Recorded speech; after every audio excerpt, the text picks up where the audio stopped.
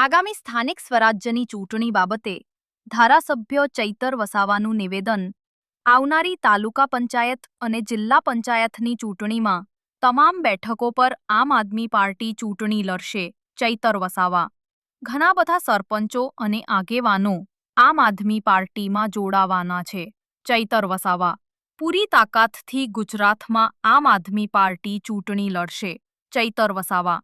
આવનારી તાલુકા પંચાયત અને જિલ્લા પંચાયતની ચૂંટણીમાં પરિવર્તન આવશે. ચૈતર વસાવા.